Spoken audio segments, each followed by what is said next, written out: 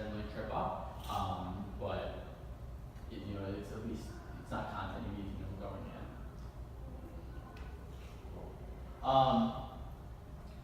So just going through the reading test a little bit more, the passage will no longer be obscure. I think that's super helpful. No more sentence completion questions for vocabulary, and there'll be a quantitative component. That's what I was alluding to before with the graphs, the tables, the charts. Those often come up in science. Not always, right? They can be in history and other things as well, but often where they need to come up. Whenever students are going through that, they need to be active readers, right? Thinking like, well, what's the point of this paragraph? What does this mean? What type of passage am I reading?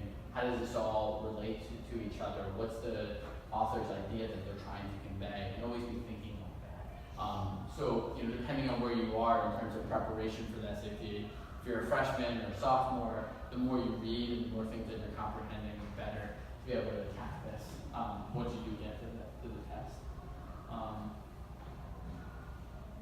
So I mentioned a little bit before. So a lot of it is thinking about those central ideas and themes, summarizing, understanding how things are going together. Really important. Writing and language tests. So all questions are based on passages. There's no the analogies or complete this one sentence. We'll include one graphical analysis component, and passage complexity will vary in half ranks. So essentially, there's some easy some easy passages, some medium passages, and some hard passages. Tends to be that the hard passages get put towards the end of the test. Just depends how the SAT's done it, at least until this point. We're going to have a few tests to evaluate that. And the most important things are expressing ideas. What are they trying to convey? What are they trying to say? And then standard English convention. So all the English rules you learn from very, very young and up through high school are really important. And going back over those, your grammar is very important for this test. So. So one thing is like just going over the standard English conventions a little bit more, sentence structure, conventions of usage, meaning pronouns, verb agreement, and then conventions of punctuation. That's one thing that we often focus a lot with students who come to us, that there's often deficiencies in that area. So mathematics test, again, no surprises. There's no calculator section, 25 minutes, 20 questions, and the mathematics second part, 55 minutes, 38 questions, which is relatively long.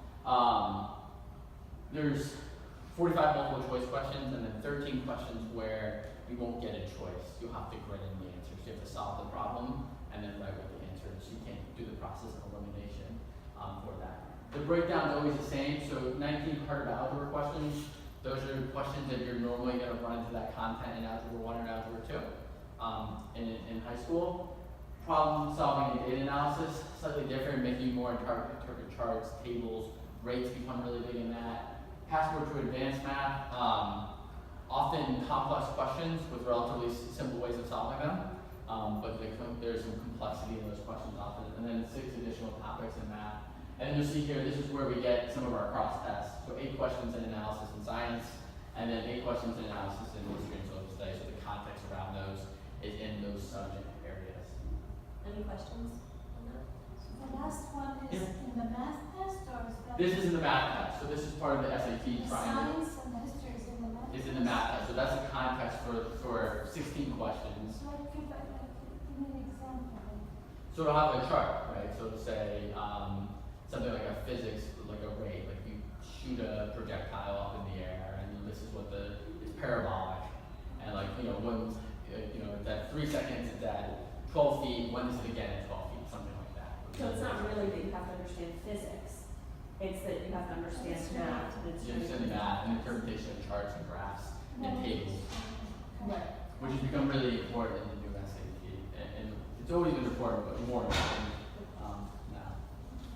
Then this is how it's always broken down by the section. So the calculator section always has these questions and this ratio, and the no calculator question always has these questions. If you notice in the no calculator part, they don't have problem solving and data analysis.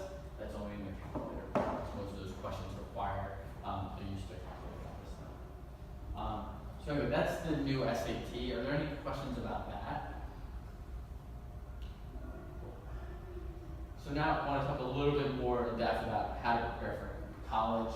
We're going to break down. So then again, just bring up the point of it's the standardized test, whether the SAT or ACT, is just one of 4 components that colleges think about. And we'll talk about the other parts a little bit more now. So, cool. So one thing that, obviously we're talking about the SAT is just mentioning the ACT as well. So that's another test that you can take. The ACT again has a path just like the SAT.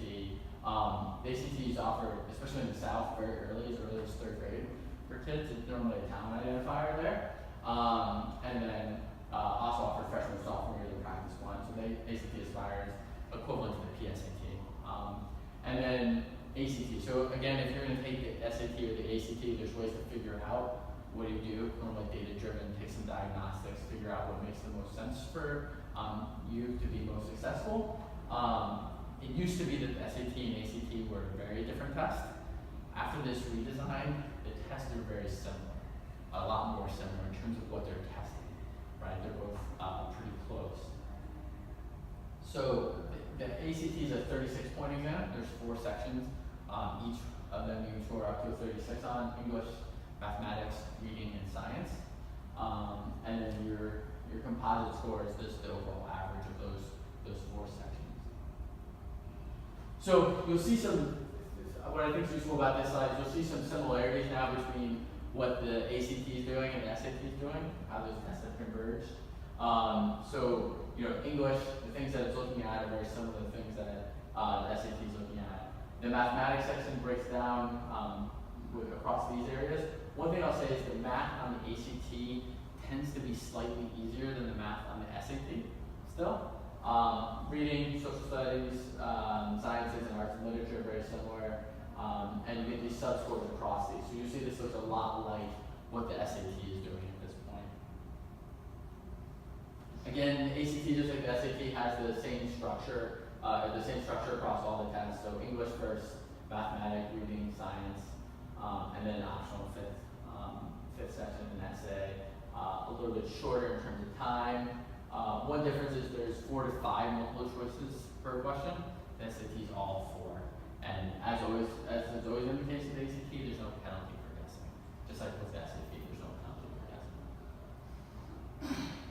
So just like, which ones should you decide on? My recommendation to everyone is when they're going through this process, take a diagnostic in both, see where you're roughly scoring, see what test you feel more comfortable with in terms of the content, etc., and then focus on that test, right? So you want to take one in the spring and the fall, that's the test you should really be focused on. Every once in a while, we'll get a student who maybe they've taken 2 SATs and they've kind of flatlined of where they're going to go and say, hey, why not take an ACT and see how I do? I'll take a diagnostic and see how I do. That's okay, because they've already focused on that and then the best they can. Otherwise, just focus on one. You don't need to take both. I would certainly advocate for not doing that. Another thing that is considered, especially for your more elite top-level schools, is your SAT subject test. So these are ones that are testing your knowledge in a specific area and do require content coming into the exam the way that your standard SAT and ACT don't, right? Specific content. So these are just some of the exams that you can take. They're oftentimes the more elite schools, so whether it's a Harvard or Yale or Princeton, this is where they differentiate students, right? So your top level students, the 25th percentile at Harvard and Yale is a 1600, the perfect SAT scores, and they're differentiating students by how many exams they do well on the subject test. So some require them, often a lot of them do not require subject tests. Maximum requirement is 3. The general recommendation is 1 math, 1 humanities, and 1 science, if you can do well on all 3. And these tests you really need to perform very well for them to make sense and for you to submit those scores. So if you're someone who's really great at math and science, then focus on that if you don't think you can get a great score in humanities. These are also, not all testing sites provide SAT subject exams, so you have to make sure you do your homework on where those are as well. And these are scored out of 800, so it's like 1 section of the SAT. Now I'll talk a little bit about academics, which is one of the other things we were mentioning before. So grades are the most important part of the college process. It's a 4-year track record of how you've done academically. it's important to start early and plan ahead. What I mean by that is you need to take challenging courses throughout the time that you're at school. So in high school, so college, you want to see people who have taken honors classes, taken AP classes, have challenged themselves with the work they've done.